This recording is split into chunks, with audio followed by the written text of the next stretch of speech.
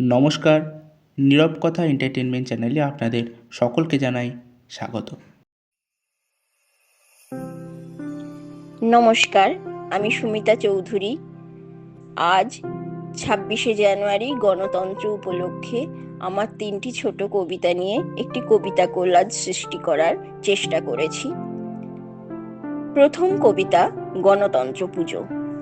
অস্থায়ী যাপন দোদুল্যমান কলুষিত সভ্যতার মাঝে মুহুর্মুহু আর্তচিৎকারে ভেঙে যায় ঘুম অনিত্য জীবনের।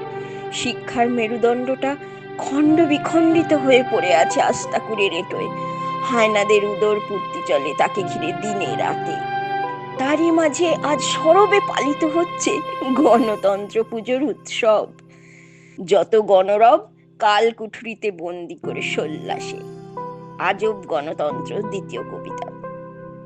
কাঁটাতার আজ তোমার আমার মাঝে, ভীরু জীবন আপন কাঁধে লাশ বইছে নিজের বাঁচার চাহিদায়। রোজ ফরমান আসছে, জড়ো করছি নথি, কি জানি কি প্রমাণের অস্তিত্বের দায়ে। রাজায় রাজায় আপোষ হচ্ছে, দায় বর্তেছে আজীবন আমাদের লড়াইয়ের সেই আপোষের ঠিকানায়।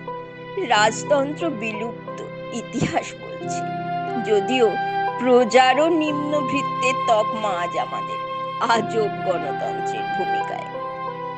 তৃতীয় কবিতা, পাশার দান। ভাড়ার আসে উজার আহ্বানে, সবার জন্য নয়। গণহীন গণতন্ত্রের পাশার দানে প্রভুত্ব কথা কয়। মোসাহেবদের দান খয়রাতিতে প্রজারা ব্রাত্যই রয়।